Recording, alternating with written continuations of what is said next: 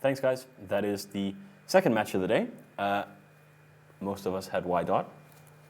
So we're now 2-0, aren't we, on these predictions? Pretty much, yeah. Yeah, counting the first one as a win, yeah. We should count the first one as one. So we saw a lot of Tech 3 ships. In fact, half the team was Tech 3 ship on the Y dot side. 3 Tengus, 2 Lokis. What are they doing with those ships? Well, it looked to me like the White Dot team was running a pretty standard kiting Tengu with some webbing Lokis set up. Probably both of those Lokis, at least one of the Loki was running ganglinks as well for speed. Get Off My Lawn went with a Minmatar rush team with a curse instead of a rook, which was a little bit interesting, but good in practice against that team. I'm a little bit disappointed that they picked that particular team to go against Wild Inappropriate, because that was quite predictable. They've ran those Tech 3 Lokis, kiting Lokis against the B team and, well, the Goonswarm team. and yes, exactly. And they won on that occasion as well. So, All right. I think both sides brought 10 people. I believe the commentators in the booth said 9, but 9. All right. Yeah. All right. Value-wise, it is Michael Bolton in there after all. you can never be sure. Value-wise, is there a big difference between having 6 and 10 people on the field, or is it worth going with bigger ships and less people? I think statistically it's proven that having more ships usually equals better than. It's harder to spread targets. Little ships with just a few points can be good to tackle and hold down the bigger ships and just provide more variety in what's going on in the field, more field control, I think. It's all about the mid slots. So when you have more people, especially in frigates, that's all the more mid slots for you to either fit ECM, such as damps or tracking disruptors or webs or scramblers indeed, or ECCM to get your own team more resistance towards E-War. So it's much better to go with a larger team. Have you guys ever fielded a 6-man team? I believe we have on a couple of occasions, yeah, not probably in the last one, but the one before that. We used to field those at the beginning of the tournament when it used to be on a Friday, and Friday afternoon it was quite hard for US people to get off work and, go play spaceships or whatever. So we fielded, 3 Just take a day off, it's totally worth it. Yeah, absolutely. Who needs a vacation for anything else? Right? Let's play some spaceships. But I think on that note, if no one's expecting you to bring a small number, large ship team, you got to keep them guessing, because if they know what you're going to do, as we were talking about earlier, the rock, paper, scissors nature of some of these fleets, if they know what you're going to bring, they're just going to bring a counter fleet specifically to counter yours, and you're not going to have any chance, which also brings in metagaming and spying aspects, which are another great, wonderful part of EVE Online. I don't know who does that. Well, so there's a lot of talk about teams doing that, but hardly all the teams do it, and only some of them do it really, really well.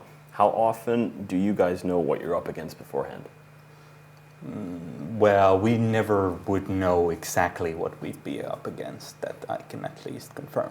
But we have an idea of the kind of tests that most alliances have done and what they're more likely to bring, and it's a little bit more. It's a little bit like poker. You just have to take a guess and prepare for the worst as well. Right. You can never be entirely sure what someone's going to bring. Someone could, at the last minute, get sick, or maybe the team will bring 11 ships, which you're entirely unprepared for. But if you've seen them practicing on CC or whatever with a specific setup, you're going to know what they're coming with, unless they were doing that all to fake you out, which perhaps that's a good idea. Yeah. The longer it gets in the tournament, typically the more predictable teams get, because not a lot of people have more than 3 or 4 setups on their pocket. So when you get to the final weekend, that's when it gets really hard to switch around, especially if you're not really prepared for it. That's an interesting observation. So people basically have a very low number of setups they cycle, and the further they get, the more at a disadvantage they're actually at. Yeah.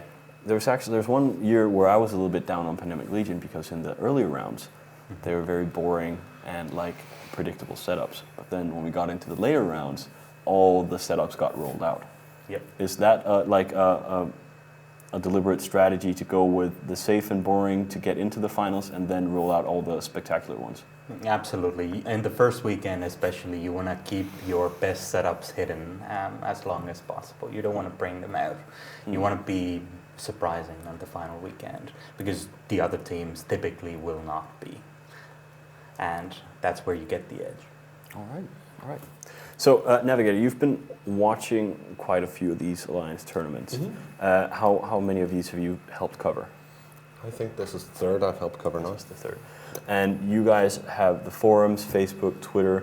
Where can people follow us for all this interesting stuff? They can follow us on the forums, of course. The EVE Alliance Tournament Discussion Forum is the main discussion area. On Facebook, it's EVE Online. On Twitter, it's #EVE Online, #AT9, and #TweetFleet. So they will all be covering the Alliance Tournament. And we'll have quite a few devs here talking about the upcoming expansion on June 21st. Are you guys in high gear with all the ads and getting all the cool features out to the players? Absolutely. We'll obviously strive to get all of the patch notes and all of the announcements out in good time and make sure everyone knows what's coming up, the length of the deployment, stuff like that. So there's some really good stuff coming out with Incarnate, and I'm really looking forward to seeing that hit Tranquility. It's going to be really cool. And maybe some other ship will fly backwards. Who knows on June 21st? Everything can happen. Anyway, so we're still a little bit behind, but we are catching up. Next match is Perihelion Alliance versus Vanguard Imperium, and we do have a little bit of graphics on those two teams we can pull up. What say you, Sastro? I like Perihelion. I just like to say their name. And I don't think any of the rest of you like Perihelion, so this is going to be the one time where I'm going to go for the underdog. This is 2 win teams. Shadu? I think I'm going to go with Vanguard on this particular occasion. I don't actually know why, but... They don't have an Alliance logo. I just want to point that out. Oh. Can you take them seriously? I think so. I like that default logo. They fielded pretty much the exact same amount of ISK. That's incredible. 1.6 billion, both of them. Good round number. Navigator. Well, Perihelion are tournament veterans. They've played in quite a few, but I'll go with Vanguard Imperium this time. I think I'm going to go with Vanguard Imperium as well. Although I did just notice, as Sastro pointed out, they have no logo.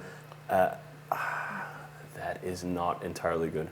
That's like a 10% damage reduction on all Yeah, these. I think so. At least 10%. All right, Perihelion. I'm going for you. All of them think you're bad, so don't let me down. And just all our players who have access to the forums at the moment, we have our first Predict the Winner contest going at the moment, which is up to over 10 pages already, I believe. So if you want to be in with a chance of winning a 60-day GTC, go and post on that thread and predict the winner. 60-day GTC and an invisible bicycle that I will deliver to you while you sleep tomorrow, and you'll just have to go outside and try and find it. It's going to be great. 60-day time card, though. Those are nice. Yeah, it's always nice. Like, I like giving away those prizes that people can just basically, playtime is like the best thing. Yeah. Anyway, so outside of this wonderful arena, a lot of other stuff happened last week. We had a big war up north. Sastro, that's some of your guys, well, both of you guys. So what happened up north last week? The Great Care Bear Alliance of the Northern Coalition finally collapsed under its own massive bulk of tons of pilots, due primarily to a completely untouchable Super Cat blob coming in from the new Bob, also known as Pandemic Legion, and a bunch of other people over there in the east that may or may not speak English. That there shows how little Goonswarm knows anything that's going on in the north. Oh, it's not. Okay. They put up a good defense. They made some mistakes early on. They couldn't recover from their losses against the Russian alliances, the drone region, as quickly as they could. They lost like something. There's only so much you can do against 120 super caps all in one place. Oh yeah, you can. You can kill them. And 50 times alone, I think, died in the north. Well, in the Geminate region. The point was who could recover from that faster. And if you're not familiar with the politics in the north, one of the more interesting parts of the NC dying is they were killed by a huge super cat fleet, which they themselves built and then sold to Pandemic Legion, who used it to kill them. Oh, please. You guys have way more super capitals than we ever did. Yeah, I just don't feel them. You girls. Anyway, interesting week in EVE Online. It did change up a lot of things. Some of the things that people are saying on the forum is like, is all of nullsec just going to be Russian space now? Is that? I don't think so. The whole war started with the NC going and antagonizing the Russians. The Russians have always been splintered and fighting with each other anyways. The Russians would not have banded together and hired the new Bob to go after the NC if the NC hadn't been provoking them anyways. I don't think with that mutual enemy that the Russians will all stay together anyways. Otherwise we'd get pretty boring. So. Yeah, I think we're going to see a lot of resets in that region. A lot of the people are going to be shooting each other, but probably not before they shoot all Greece one. But I mean, that might be a positive thing, shaking stuff up and just getting some new blood in. We've noticed it every time an alliance stays stable for too long. Eventually, they just sort of stagnate and collapse under their own weight. So I do think mixing it up is for the best for everyone. Yeah. We have some experience in that, both of us. So which alliances lost their space? Who got sent back to Empire, basically? There's a lot of alliances in the NC. The two biggest and oldest being Razor and Morsis Mihi, though. And they've now reset everyone. I think they're shooting. I think their intention was to go to Delve. All right. Which is, where alliances go to die. It's kind of the new syndicate-ish. All right. So and they've basically held that space for 3 or 4 years or something ridiculous like that. Yeah, More. so longer than that. 5 or 6. 2006, I think. Yeah. Back in the old D2 days. Yeah. Which, was before I was born. Yeah. So long ago. Can't But I even mean, think that far back. they've had it long enough that Vuk bought himself a house. Yes. And paid for his wedding. And paid for his wedding. I saw the photos. It was very impressive. And built PL, a huge supercat fleet Thank you. That they brought to kill him. that they brought to kill him. But I mean, that is one of the most wonderful things, though. Like, you have these people that sit somewhere for years and years and years, and then someone just plows through and it starts over. Yeah. I mean, I like to see more dynamic things happening on the solid map. I mean, nobody likes to see the same colors in the same place for so long. It gets really boring. but I mean, at a point where it gets a little bit stale, like it has been now, and then the focus, at least from CCP side, is going to be changing 0.0 for winter. Is that a good timing when it gets a little bit stale? Like, can some of these Things can happen so randomly. It's impossible to predict. An alliance could piss someone off and get evaded. Alliance could miss paying their SOV bills, or an alliance could all get disbanded internally. There's no calendar time for when things usually get mixed up for. It's more just when the stars align and drama happens, which hopefully will happen soon. But I mean, you guys are keeping your space. Yeah, forever, for all time. For all We time. can't be budged. We're invincible. The invisible fleet of goons. All right. I'll take your word for it. Let's go to the next one. I think my bet on this one was Vanguard. Vanguard. Vanguard. Perihelion, you're all wrong. All right. Well, let's see who's right and who's wrong.